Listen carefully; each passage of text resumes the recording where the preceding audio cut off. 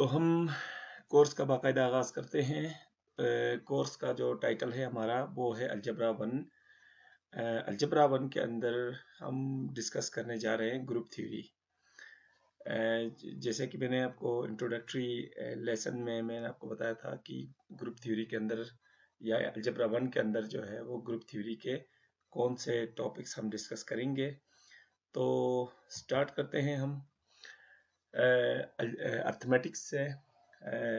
Basically हम ये जानना चाह रहे हैं कि ये जो एब्स्ट्रैक्ट अलजेब्रा या ग्रुप थ्योरी है इसका ओरिजिन कहाँ पे है, यानी कहाँ से ये आइडिया जो है वो शुरू हुआ डेवलप होना, और जो कि अलजेब्रा या एब्स्ट्रैक्ट अलजेब्रा तक आके रुका है, जिसके फर्दर टॉपिक्स जो हैं वो ग्रुप थ्योरी, रिंग थ्योरी और बहुत सारे इस तरह के कंस्ट्रक्शंस हैं। तो सबसे पहले बात करते हैं हम अर्थमेटिक्स की। तो हमें याद है कि जब हम लोअर क्लासेस में थे तो वहाँ हम नंबर्स और उनके कुछ स्पेसिफिक ऑपरेशंस के बारे में पढ़ते थे, और उनसे रिलेटेड जो प्रॉपर्टीज थी उनको हम डिस्कस करते थे। और वो नंबर्स हमारे पास जो होते थे वो इंटीजर्स होते थे, नेचुरल नंबर्स होते थे, या ज़्यादा से ज़्यादा वो रेशनल नंबर्स होते थे। और हम उनकी एडिशन, सब्ट्रैक्शन, मल्टीप्लिकेशन और डिवीजन, इन चीज़ों के बारे में पढ़ते थे और इनसे रिलेटेड जो प्रॉपर्टीज होती थी। तो इस स्टडी का नाम जो है वो अर्थमेटिक्स है। जैसे कि डेफिनेशन में भी बताया गया है, the process of making calculations such as adding, subtracting, multiplying and dividing by using numbers. यानी दो चीज़ों पे फोकस किया गया है, एक ऑपरेशंस, वो भी कुछ स्पेसिफिक, एडिशन, सब्ट्रैक्शन, मल्टीप्लिकेशन और डिवीजन, और दूसरा नंबर्स। यानी इसके दो मेन इंग्रेडिएंट्स होते हैं, ये चार ऑपरेशंस और नंबर्स। तो इस स्टडी को हम अर्थमेटिक्स कहते हैं, और ये हम जो स्कूल की जो अर्ली एजुकेशन है, क्लास 4-5 तक, उसमें हम ये सब कुछ कर रहे होते हैं। जब हम थोड़े अपर लेवल पे आते हैं, यानी 6, 7 और 8 लेवल पे, तो हम ये जितने भी ऑपरेशंस हैं, जो चार ऑपरेशंस जिनका हमने जिक्र किया अर्थमेटिक्स में है, इन ऑपरेशंस को ही हम डिस्कस कर रहे होते हैं, लेकिन सिर्फ नंबर्स को हम जनरलाइज करते हैं। यानी बजाय इसके कि हम 1 की बात करें, 2 की बात करें, -3 की बात करें, वहाँ पे हम सिंबॉलिक्स की बात करते हैं। यानी जो नंबर्स हैं उनको हम जनरलाइज करते हैं, और ऑपरेशंस जो हैं वो हमारे पास वही चार ऑपरेशंस होती हैं, एडिशन, सब्ट्रैक्शन, मल्टीप्लिकेशन और डिवीजन। तो इस तरह की स्टडी कि जिसमें जो चार ऑपरेशंस हैं हमारे पास, बेसिक जो चार ऑपरेशंस हैं अर्थमेटिक्स की, उनको स्टडी किया जाए with respect to generalised numbers, जिनको हम सिंबॉलिक नंबर्स कहते हैं, जिनको हम वेरिएबल्स कहते हैं। तो इस तरह की जो स्टडी होती है उसको फिर हमने अलजबरा का नाम दिया हुआ है। जैसे कि इसकी डेफिनेशन भी है, algebra is a branch of mathematics that substitutes letters for numbers. यानी अर्थमेटिक्स के अंदर हम जो काम करते हैं, सेम वही काम अलजबरा में भी होता है। फर्क सिर्फ ये है कि अर्थमेटिक्स में ऑपरेशंस हम लगाते हैं जस्ट कुछ पर्टिकुलर नंबर्स के ऊपर, लेकिन अलजबरा में उन नंबर्स को हम रिप्लेस करते हैं सिंबल्स में, सिंबल्स के साथ। तो बाकी ऑपरेशन हमारे पास वही होती हैं। फिर उनकी प्रॉपर्टीज, यानी अलजबरा में हम क्या पढ़ते हैं, 2+3 को स्टडी नहीं करते, बल्कि हम वहाँ पे a+b, x+y, x-y, a² - b², इस तरह के एक्सप्रेशंस को हम स्टडी कर रहे होते हैं। तो इस स्टडी का नाम जो है वो फिर अलजबरा है। इसके बाद अगर हम एक काम और कर लें, जैसे कि जैसे कि हम अर्थमेटिक्स से अलजबरा में पहुंचे कैसे, कि हमने चार ऑपरेशंस रखे, फिक्स जो चार ऑपरेशंस हैं, लेकिन नंबर्स को हमने सिंबॉलिक फॉर्म में ट्रांसफॉर्म कर दिया। अगर हम ये जो सिंबॉलिक ट्रांसफॉर्मेशन है वो ऑपरेशंस के लिए भी करते हैं, यानी हम जो है नंबर्स को सिंबॉलिक फॉर्म में पढ़ना शुरू करें, देखना शुरू करें, और जो हमारे पास ऑपरेशंस है चार चार, एडिशन, सब्ट्रैक्शन, मल्टीप्लिकेशन और डिवीजन, इनको भी हम सिंबलाइज कर रहे हैं, यानी इनको भी हम जनरलाइज कर दें। हम पर्टिकुलर एडिशन की बात ना करें, हम पर्टिकुलर मल्टीप्लिकेशन की बात ना करें, सब्ट्रैक्शन और डिवीजन की बात ना करें, बल्कि मोस्ट जनरल जो ऑपरेशंस हैं उनकी हम बात करें, यानी ऑपरेशन को जस्ट हम एक फंक्शन कंसीडर करें और वो फंक्शन किसी भी तरह डिफाइन हो सकता हो, तो फिर इस स्टडी को हम एब्स्ट्रैक्ट अलजेब्रा का नाम देते हैं। यानी एब्स्ट्रैक्ट अलजेब्रा के अंदर ऑपरेशंस भी जनरलाइज्ड फॉर्म में होते हैं और नंबर्स भी जनरलाइज्ड फॉर्म में होते हैं। तो हमारे पास जो नंबर्स होते हैं एब्स्ट्रैक्ट अलजेब्रा में, वो भी सिंबॉलिक्स होते हैं, सिंबॉलिक फॉर्म में होते हैं, यानी X Y Z A B C इस तरह के। और हमारे पास जो ऑपरेशंस होते हैं वो भी बिल्कुल उसको सिंबॉलिकली हम डिनोट करते हैं, जैसे कि हम स्टेरिक लेंगे, या हम कोई दूसरा नोटेशन जो भी हम यूज करना चाहें जिसमें हम कंफर्टेबल हों वो हम यूज कर सकते हैं। तो फिर इस तरह की स्टडी को हम एब्स्ट्रैक्ट अलजेब्रा कहते हैं। तो ये एक प्रोसीजर है जनरलाइजेशन का, कि जो शुरू होता है अर्थमेटिक्स से, वो फर्दर जनरलाइज होके वो अलजेब्रा, और उसको मजीद अगर हम एडवांस लेवल जनरलाइज कर दें तो वो एब्स्ट्रैक्ट अलजेब्रा बन जाता है। थोड़ी बहुत ब्रीफ हिस्ट्री देखते हैं। तो जो एब्स्ट्रैक्ट अलजेब्रा है उसके जो रूट्स हैं वो तीन डिसिप्लिन में मौजूद हैं। तो यानी मैथमेटिक्स के जो तीन मेजर डिसिप्लिन हैं उनमें से जो सबसे पहला डिसिप्लिन है वो है थ्योरी ऑफ अलजेब्राइक इक्वेशंस।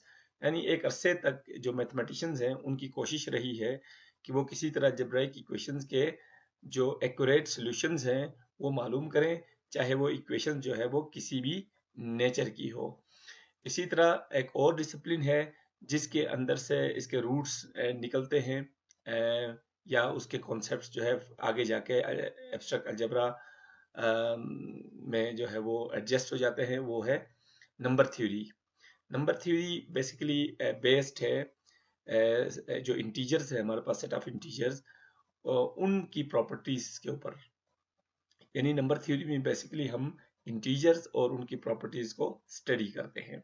तो एब्स्ट्रैक्ट अलजेब्रा का जो दूसरा ओरिजिन जाके मिलता है वो है नंबर थ्योरी से। और तीसरा है मैथमेटिक्स का एक बड़ा डोमेन जो कि है ज्योमेट्री। ज्योमेट्री की स्टडी भी एक बहुत कदीम स्टडी है, और एक अरसे से ग्रीक्स से और इजिप्शियंस और ग्रीक्स जो कि 1000 से ज़्यादा सालों से वो इसके ऊपर स्टडी कर रहे हैं और इसके ऊपर रिसर्च कर रहे हैं।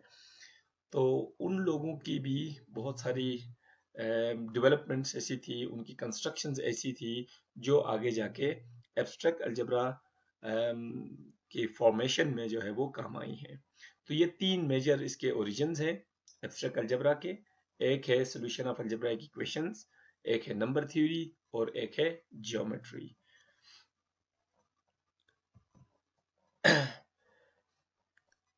इसकी कुछ एप्लीकेशंस की अगर हम बात करें एब्स्ट्रैक्ट अलजेब्रा की, तो बहुत सारी एप्लीकेशंस हैं। वैसे तो एब्स्ट्रैक्ट अलजेब्रा नाम से ही जाहिर है कि ये प्योर मैथमेटिक्स का एक डिसिप्लिन है, और प्योर मैथमेटिक्स की जो स्टडी होती है वो बेसिकली इसको हम कहते हैं कि मैथमेटिक्स फॉर इट्स ऑन सेक।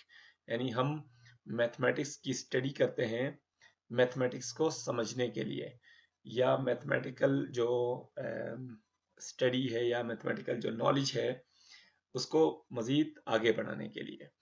लेकिन इसके साथ साथ जैसे ही टाइम गुजरता जा रहा है, एब्स्ट्रैक्ट अलजेब्रा न सिर्फ मैथमेटिक्स को ज़्यादा बेहतर अंदाज में समझने और मैथमेटिकल जो न्यू नॉलेज है उसको क्रिएट करने का काम कर रहा है, बल्कि प्रैक्टिकल लाइफ के अंदर भी इसकी बहुत सारी एप्लीकेशंस सामने आ रही हैं।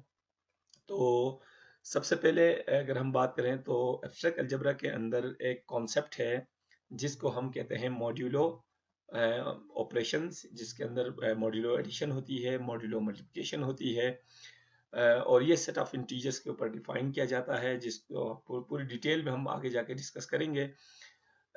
लेकिन ये जो ऑपरेशन है ये इसकी काफ़ी सारी एप्लीकेशंस देखने में आ रही हैं। तो इसकी सबसे पहली एग्जांपल जो है एप्लीकेशंस की वो यही है कि क्रेडिट कार्ड जो कंपनीज हैं, बैंक्स हैं और बुक पब्लिशर्स हैं और सुपरमार्केट्स हैं, वो ये ऑपरेशन यूज़ करते हैं वो मुख्तलिफ मकासद के लिए। सबसे पहले कि वो ये देखना चाहते हैं, अगर कोई ये देखना चाहे कि एक कंपनी है वो अपना प्रोडक्ट लॉन्च कर रही है, तो उसको वो एक पर्टिकुलर नंबर असाइन करते हैं, जो कि इस चीज़ को इंश्योर करता है कि ये प्रोडक्ट जो है वो कंपनी से ही प्रोड्यूस हुआ है, ये कहीं पे डुप्लीकेशन या किसी और जाली कंपनी का बनाया हुआ नहीं है।